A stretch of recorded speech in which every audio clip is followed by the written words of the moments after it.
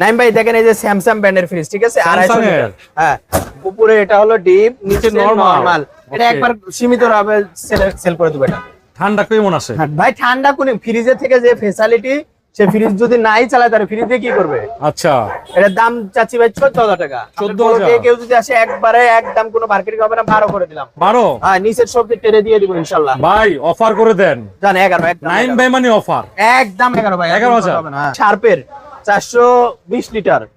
উপরের এটা হলো ডিপ, ঠিক আছে, এটারই টেরে পানি টেরে আউটসাইডে, ঠিক আছে, ব্যাক সাইডে রাখা হয়েছে।